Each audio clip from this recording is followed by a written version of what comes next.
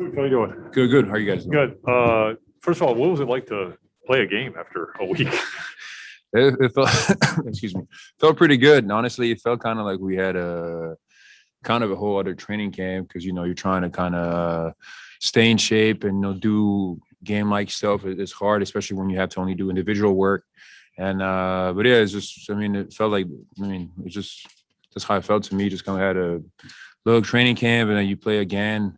It is what it is. This COVID thing is just unpredictable, I guess, and we just don't know what's going on anymore. But it's just yeah, we just had to figure it out. And I thought that guys did a great job, just doing their work, staying in shape, doing the best we can, as much as we could, obviously with a certain limitation that we had to because of all the positive tests.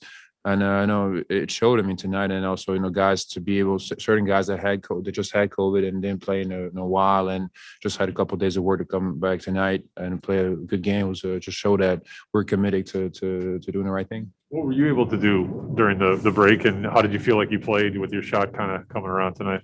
I was just trying to work on my game. So we mainly did individual work and lifting and conditioning. So I did a lot of that, just trying to get my heart rate up to where it kind of get imitated what I would do kind of in a game, just to kind of try to stay in shape as well as I can. Obviously, nothing is like game when you play a game, but try to do the most you can. So just worked on my game a lot, did individual work, shot a lot, just lifted the conditioning. So just nothing special that I wouldn't usually do. But I felt good tonight, honestly. I felt like, except for the first couple of months, we just had to get through that first win. After that, I felt really good, and so I didn't really feel like we had that break.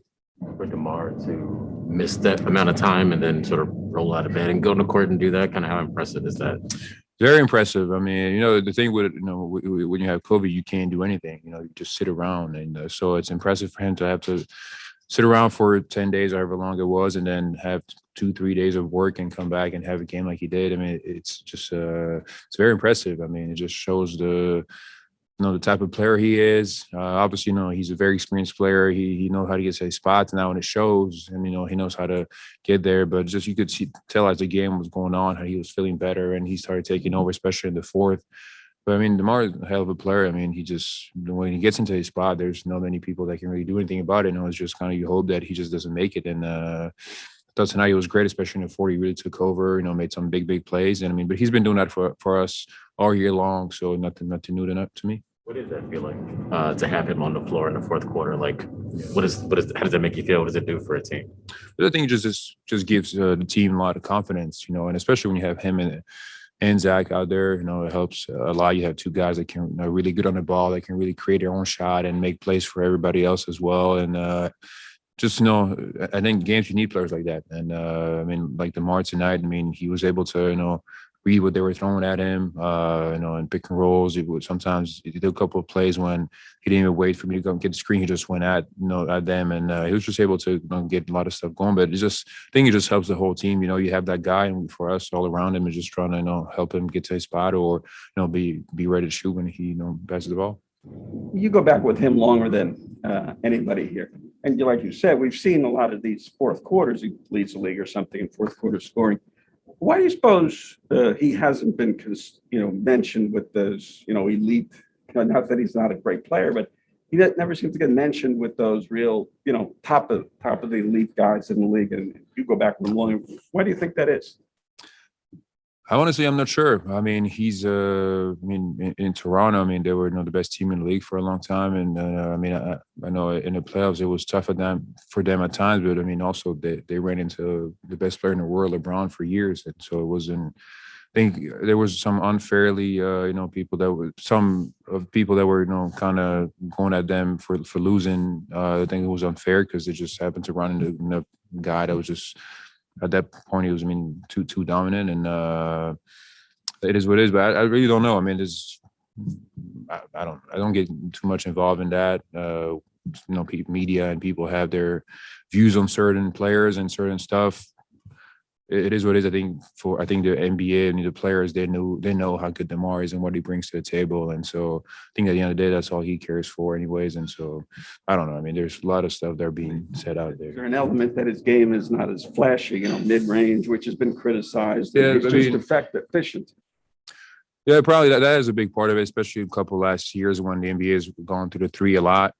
And he hasn't really, been doing that. But I mean, he's so good in the mid range, and if you have the right pieces around him, I mean, it shows. I mean, it has. You've seen it all year. I mean, you guys have seen it. I mean, when he gets to this spot, there's nobody that can really stop him. And if he makes that shot, I don't think it's that big of a deal for him to not shoot threes. But just again, to go back, I mean, analytics got too involved in a game of basketball, and that's what happens. We've talked about how good DeMar is in the fourth quarter. Just when you're on the sideline with him kind of going into that moment, do you notice anything change about, his demeanor, the way that he's speaking, just kind of anything about him kind of switch on or just change in that time? Not much. I mean, DeMar is, is pretty, laid back guy, and he kind of just even throughout the game, he gets, fired up and stuff, but just kind of always the way he is, he's kind of, he's pretty, same level kind of. So, but I think you just see it in his game when he wants the ball, he wants to get to his spots, he wants to take over, and so you can see it on the floor. But I don't think nothing changes too much in his demeanor. So he just kind of we know we're gonna go to him, he knows we're gonna go to him, and so it's just the way we play. And but nothing too much. I mean, he's just a guy that's very, very laid back, doesn't say too much, So. You mentioned how he was reading so many of those plays, especially at the end of the game. And it seemed like on that game-winning shot, he kind of canceled the screen that you were coming up and setting for him. What did he say to you, and kind of just what do you think he was kind of seeing in that moment? I think he was just reading the coverage that were thrown at him. Sometimes they were switching, and then I think towards the end they had LeBron on me. And so he has Westbrook, so he felt like he had a little bit of an advantage over Russell with his size and stuff. He gets his spot a little better than obviously LeBron with his size is a little more difficult. So I think he was just trying to switch it up a little bit. A couple of times we ran that pick and roll, and a couple of times just want to get the spacing and be able to attack. And so just kind of give them a different look, so we don't keep doing the same. And I mean, he was very good, in both situations. He was able to make great plays for himself and at times for others. And also on the other end, we were able to get some stops towards the end and win a big game for us.